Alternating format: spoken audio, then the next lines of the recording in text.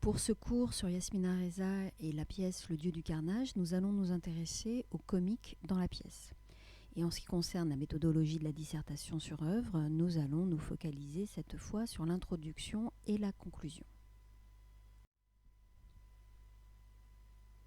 Notre sujet de dissertation est donc ici « Comment fonctionne le comique dans la pièce Le Dieu du carnage ?» Vous répondrez à cette question en puisant vos exemples dans l'œuvre de Yasmina Reza et dans vos connaissances sur le théâtre. Donc vous voyez que le sujet est encore une fois construit sur deux parties. D'abord une question qui comporte donc les mots-clés sur lesquels il va falloir s'appuyer pour construire la réflexion.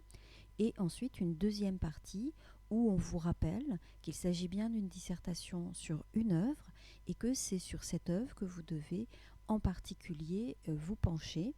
Mais bien entendu, vous avez la possibilité d'utiliser toute votre culture générale, et là en l'occurrence sur le théâtre, pour pouvoir répondre à la dissertation en question.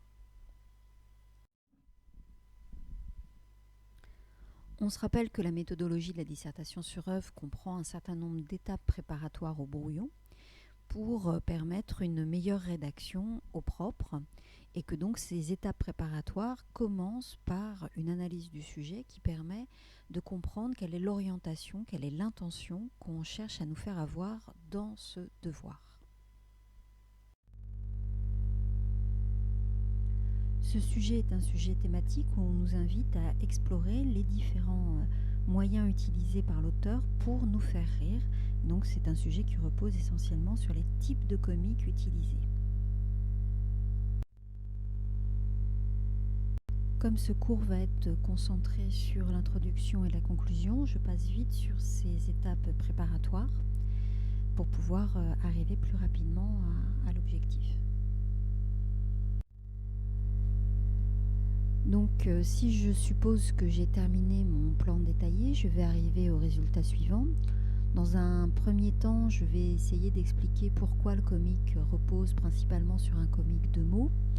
Alors en effet, la pièce tout entière est supposée être une pièce où des gens, on va dire, civilisés, polis, extrêmement respectueux des conventions sociales, négocient un accord pour régler un incident. Et en fait, donc, ces personnages vont se dévoiler au fur et à mesure. Et effectivement, ce sont les mots qui vont permettre de voir à quel point ils perdent la mesure. Alors dans un premier temps, on va pouvoir, dans un premier paragraphe, se centrer sur les exemples d'ironie qui sont utilisés pour masquer les tensions entre les personnages.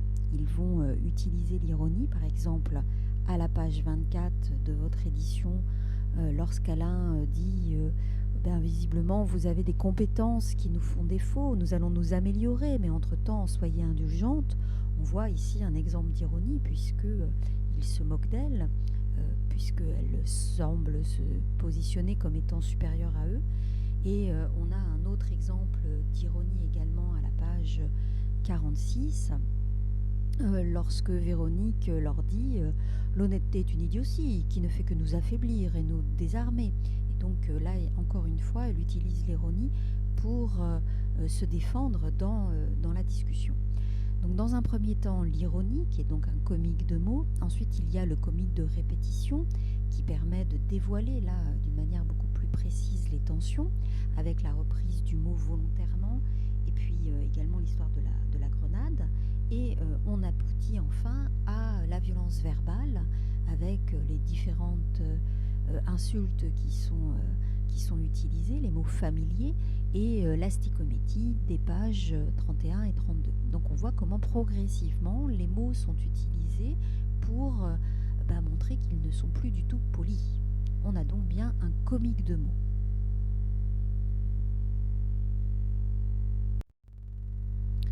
Dans un deuxième temps, on va pouvoir se centrer sur le comique de caractère, avec 4 personnages qui sont vraiment dessinés à partir de stéréotypes. Et évidemment, Yasmina Reza joue avec ces stéréotypes. On a d'abord les 2 personnages masculins, l'un qui incarne vraiment la force, la puissance, avec en particulier le portable qui est dégainé comme un revolver, d'où le parallèle avec John Wayne, et puis un autre personnage qui est l'inverse, qui est plutôt dans la faiblesse, plutôt dans un personnage qui n'a pas de puissance, et c'est bien ce qui lui est reproché. Et puis ensuite on a deux personnages féminins également construits autour de stéréotypes, la femme folle ou la femme hystérique, avec Véronique et son clafoutis qui essaye toujours de pacifier, et puis Annette qui est au contraire celle qui perd le plus vite patience. Donc ça, ce serait donc dans un premier temps un paragraphe sur les personnages masculins, un deuxième paragraphe sur les personnages féminins, et puis ensuite évidemment montrer que ces caractères fonctionnent aussi avec un autre type de comique, le comique de geste, puisqu'ils sont amenés du fait de leur caractère à perdre la mesure ou bien à jouer avec des objets scéniques comme le portable, et cela montre évidemment, ce comique de geste, à quel point dans le déroulé de la pièce ils perdent toute mesure.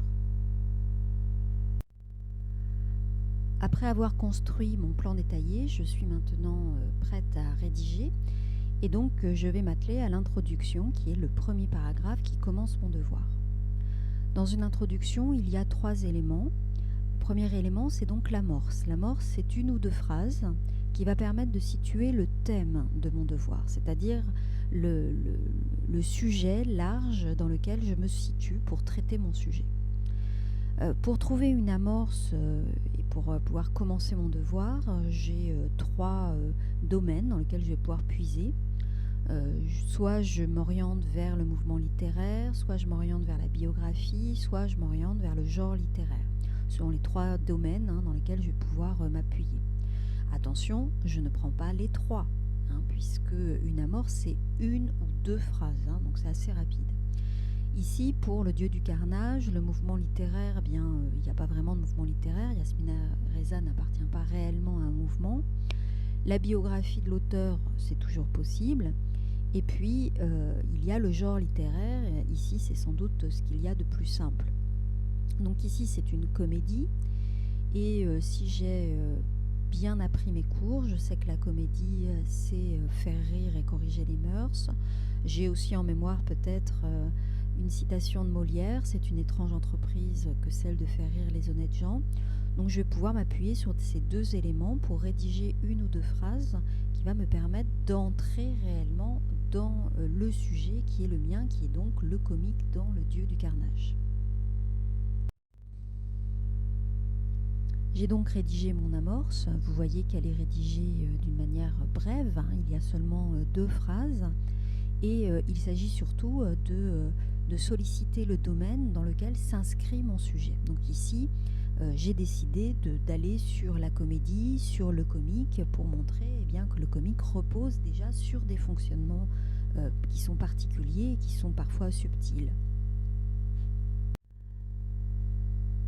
La deuxième composante de l'introduction est donc la présentation du sujet. Dans la présentation du sujet, obligatoirement, je vais faire figurer le nom de l'auteur et le titre de l'œuvre que j'étudie. Et puis, je fais bien attention à faire le lien avec ce qui précède, avec mon amorce. Donc ici, c'est la formule Yasmina Reza serait sans doute d'accord avec Molière. Et ça me permet de faire effectivement le lien entre la citation et la perspective de faire rire. La troisième composante de l'introduction est donc la problématique et l'annonce du plan. On voit bien, pour reprendre encore l'image de l'entonnoir, qu'on est allé du plus large au plus précis. On est parti de la comédie à la manière dont précisément le comique est traité dans la pièce Le Dieu du carnage. On voit que la problématique est formulée sous forme de question, et ensuite on a une annonce de plan qui correspond aux 2 parties de notre plan détaillé. On a une première phrase qui explique l'axe de réflexion de la première partie, et on a une deuxième phrase qui énonce l'axe de la deuxième partie. Donc le comique de mots et ensuite le comique de caractère avec le comique de geste. Donc on voit qu'il n'est pas du tout nécessaire d'utiliser des formules comme Dans un premier temps, nous étudierons le comique de mots, puis dans un deuxième temps, nous étudierons le comique de personnages, le comique de caractère, etc., etc. Parce que quand vous utilisez ce type de formule, certes cela vous rassure, mais en réalité, à l'écrit, ça oblige à faire de très longues phrases, et ces longues phrases sont difficiles. Donc à moins de bien maîtriser l'expression écrite, ces longues phrases vous conduisent à faire des fautes d'expression écrite. Donc il vaut mieux se contenter de phrases plus courtes, et vous êtes en plus à l'écrit, donc on voit et on sait ce que vous faites. Ce n'est pas comme à l'oral où il y a besoin de béquilles pour bien faire comprendre les choses aux personnes, où là, oui, à l'oral, on va dire nous étudierons, puis nous étudierons, nous examinerons, etc., etc. Donc là, vous êtes à l'écrit, il n'est pas nécessaire d'utiliser ces formules, c'est vraiment uniquement pour vous rassurer. Et vraiment, si vous avez l'impression que c'est plus clair pour vous, que vous pouvez les utiliser. Sinon, je vous recommande fortement de bannir ces formules.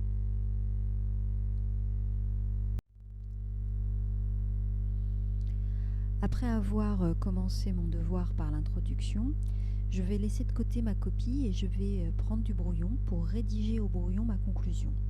Pourquoi est-ce que je la rédige à l'avance ? Eh bien, je la rédige à l'avance parce que si jamais je maîtrise mal mon temps, que mon timing n'est pas le bon et que donc j'arrive un petit peu dans les dernières minutes de mon temps, vraiment à peine à terminer ma partie, il faut absolument que j'ai le temps de recopier très très vite ma conclusion. Donc il faut qu'en 3 minutes, on va dire, j'ai le temps de recopier ma conclusion, et en 3 minutes, il est impossible d'improviser sa conclusion.